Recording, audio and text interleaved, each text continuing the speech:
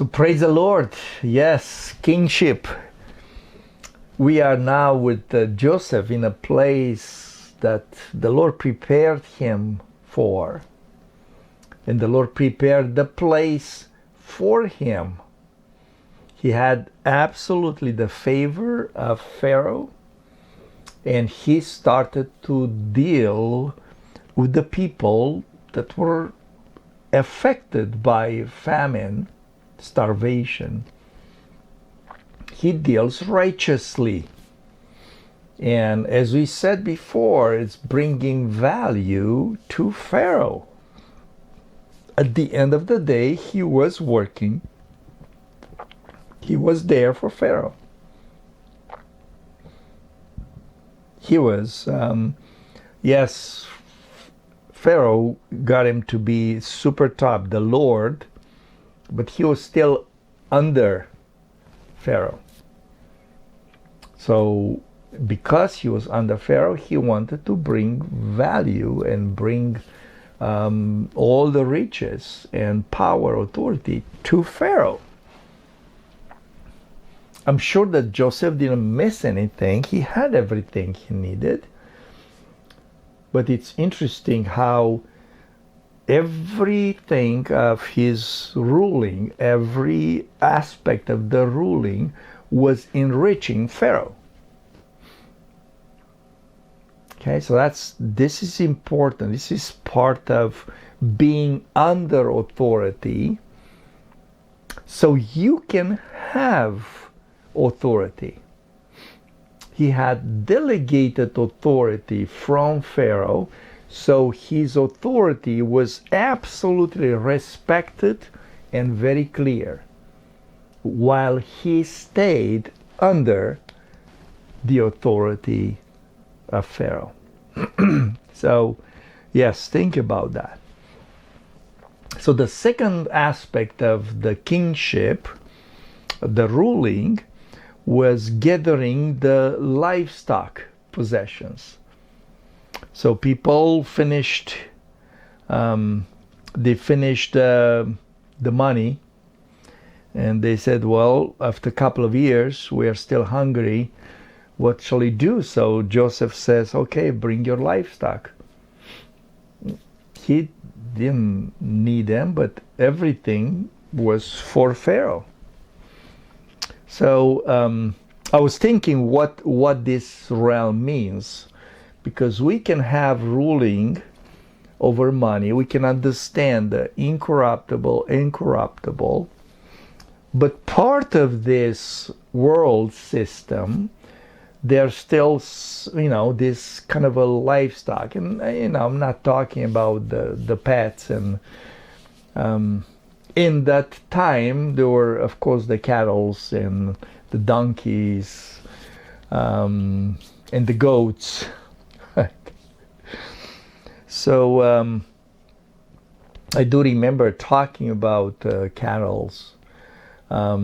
There was an Armenian guy. I read his book. Maybe some of you did. His name was Demos Shakarian, and he came, I think, beginning 1900s somewhere.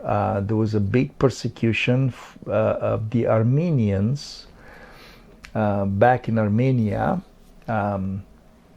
And lots of Armenians, they flee, and some of them made it to United States. So lots of them were farmers in agriculture, and Demos got into raising cows, and he had one of the largest number of cattle in United States. Great farmer, but at one point some disease came, and most of the cows died except his. So he went and he prayed and every single one of his cows lived, but all around in the country. They died. So he became the greatest cattle farmer in the world. Now, he was a believer, and he is one of those gift of helps, because that's kind of how he identified himself, with the gifts of helps. He rarely would preach, he would rarely prophesy and do other things, but he was the gift of helps. So he's the one that supported the big Word of Faith evangelists. He would pay for Oral Roberts' tent meetings, just finance all of that, and so on and so forth. Lots of ministries, because he became so rich, and he's the one, I think, one of those that started the Full Gospel Businessman meeting, which probably made it all over the world now. So he started that, or with some other people, thinking exactly this type of, having this understanding of the blessing. So livestock, that was a good book and amazing story. But how I translate that in 2024, how I translate that in our times, there are not that many people that take care of cows and sheep and goats, but all of these are helpful. So the definition of livestock, quote unquote, for us in the technology age, right, will be tools that we can use to do the work. Okay, so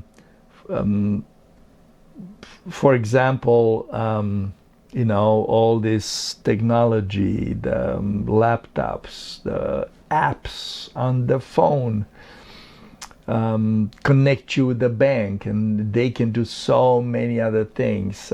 You can see right now, maybe on your tablet or phone, because of technology.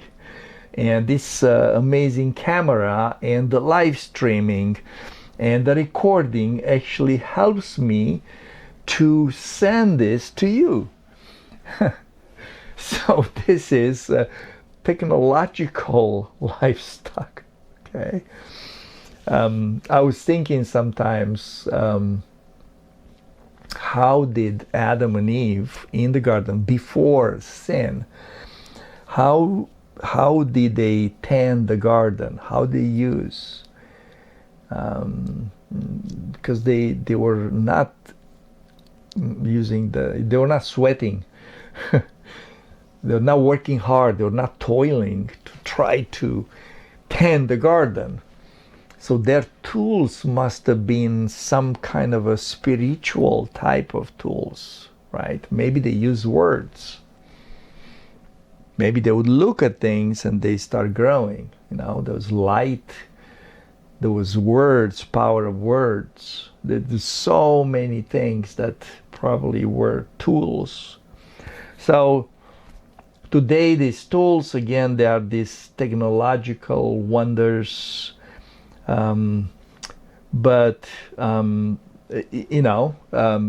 sure that some people will say, well, but there are needed people that take care of the animals, and because we still drink the milk and the dairy products, and yes, but everything is so technologically advanced and so automated that probably few people can run a whole farm because of all this automation that's happening there.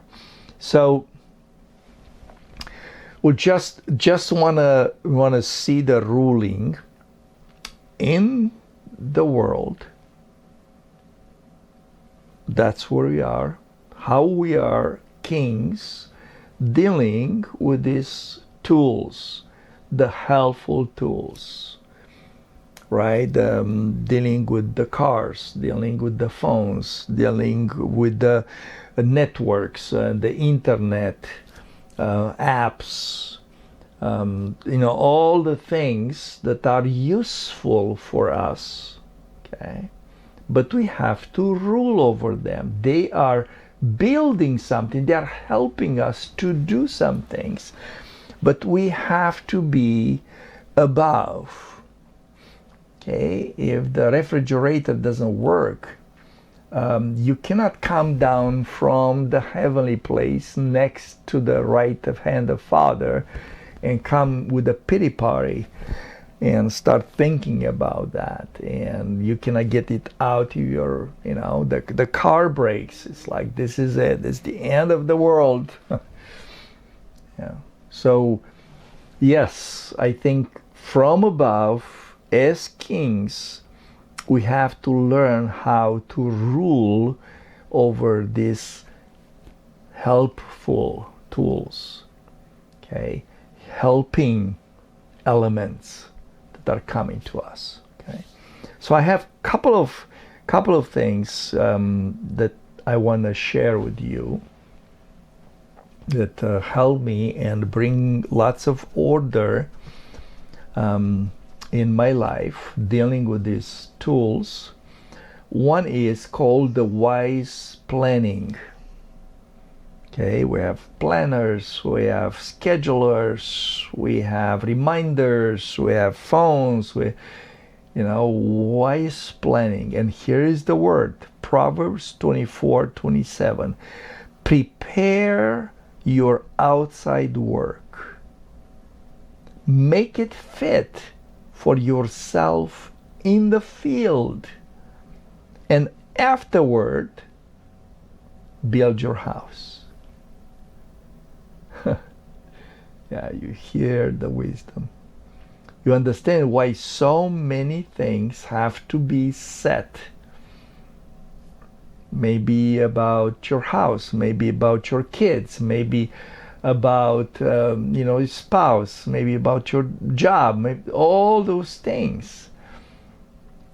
And then in this season, the Lord works on you, with purpose, and does something that you haven't got it for years.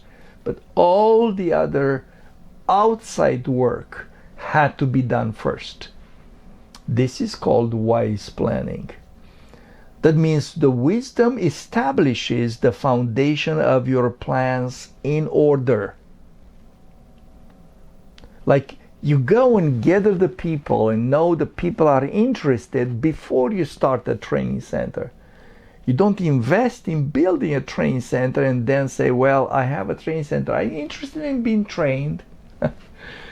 No, you have people knocking at your door. When do you start it?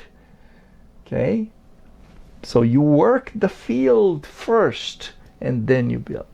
You establish a supply chain before you open a store. Think about that. No problem. I have few things now. Let me open the store. And then 3 customers come, they buy your stuff. How do I get new stuff? I don't know. I don't have a supply chain. I didn't think about. Or somebody comes and brings it back and you have to give him the money back, or wants to fix it and I don't have a fixing facility. All this have to be set up first before you open the store. Yes, you see it.